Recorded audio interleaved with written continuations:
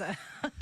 Allez, on passe à l'ordonnance bien-être. On se fait du bien chaque matin. On se fait du bien aujourd'hui avec Karine André. Bonjour Karine. Bonjour Vanessa, bonjour à tous. Aujourd'hui, vous avez envie de nous parler de communication positive. C'est vraiment votre créneau à vous et surtout de notre attitude envers les bonnes nouvelles. De quoi il s'agit? Oui, alors ce matin, je vais inviter les téléspectateurs et les auditeurs à penser à l'attitude qu'ils auraient si j'étais en face d'eux et que je partageais la bonne nouvelle suivante.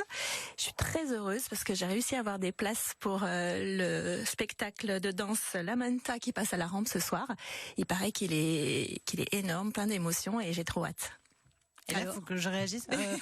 Moi aussi, j'adore la danse. Je regarde tout le temps Danse avec les stars. Je suis fan. Je ne rate aucun épisode. C'est trop bien. Donc effectivement, c'est typiquement le cas. Très souvent, on part dans une discussion et puis on s'attarde pas sur la bonne nouvelle de l'autre. Or, les recherches en psychologie positive, elles ont montré que ce qui crée des relations durables, ce n'est pas notre façon de réagir aux coups durs des autres, mais bien notre façon de réagir aux bonnes nouvelles. En fait, lorsque quelqu'un partage une bonne nouvelle avec vous, c'est important de se rappeler que nous jouons un rôle essentiel dans son expérience.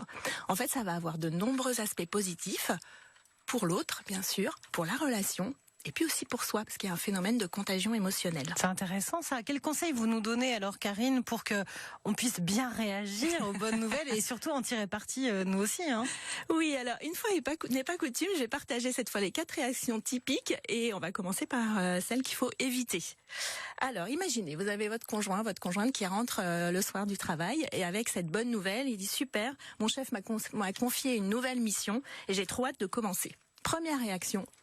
Ah bah tant mieux, mais t'as pensé à me ramener les œufs que je t'avais demandé? Ah mais Donc là c'est une réaction qu'on appelle passive et non constructive. En fait la personne elle est préoccupée par autre chose.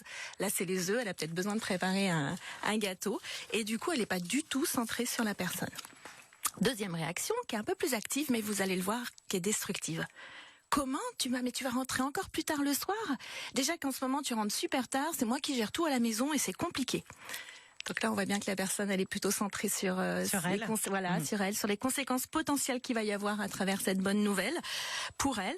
Et bien sûr, c'est ce qu'on va éviter. En tout cas, ça ne veut pas dire qu'on va pas formuler une demande d'aide à la maison, mais c'est dans un second temps. Autre réaction possible.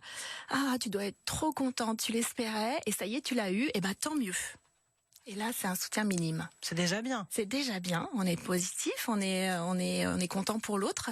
Mais souvent, les personnes ne le formulent pas parce qu'elles me disent, mais l'autre, il sait très bien que je l'apprécie, que je le soutiens, que je suis content pour lui. Donc c'est vrai que c'est mieux de dire qu'on est heureux pour l'autre que de supposer qu'il le sait. Est-ce qu'il y a des clés vraiment, Karine, pour cultiver cette 4e attitude qui est déjà pas trop mal, mais peut-être on peut aller plus loin? Oui, c'est ça. Donc l'idée, là, ça va être première chose, exprimer sa reconnaissance. Une simple phrase comme « Félicitations, je suis vraiment heureuse pour toi », ça va faire la différence. Déjà, l'autre, on sait qu'il accuse réception, il nous a écoutés. Deuxième chose qui est importante, c'est d'accorder son attention. Il y a un petit mot qui aide, que vous pouvez avoir en réflexe, qui est « raconte ». Raconte-moi comment tu as eu ces billets, raconte-moi cette nouvelle mission, c'est quoi, pourquoi ça compte pour toi. Là, on se centre sur l'autre. Et puis, même si ça suscite chez nous de l'inquiétude, il va rentrer plus tard, ou de la jalousie, zut, moi je réussis pas. Ça, pareil, on va mettre de côté ses ressentis, on va rester disponible dans l'écoute active. Et puis la dernière, effectivement, il faut que vous soyez authentique, on est d'accord, hein, c'est une vraie écoute chaleureuse. Si c'est pas possible pour vous à cet endroit-là, eh bien, on laisse tomber, mais sinon, on pose de vraies questions et on témoigne de son intérêt. Parce qu'on sait qu'en partageant les bonnes nouvelles des autres, eh bien, en fait, on favorise une atmosphère où on s'inspire mutuellement et on développe des relations durables. C'était super intéressant. Merci Karine. Et tiens, puisqu'on en parle, vous allez animer une conférence sur la communication positive. Ce sera samedi 24 juin dans le cadre du Festival naturel à Villard-de-Lans. Voilà. Ouais, et puis on retrouve aussi tous vos conseils sur la page énergétique38.com. À bientôt Karine. À bientôt, merci.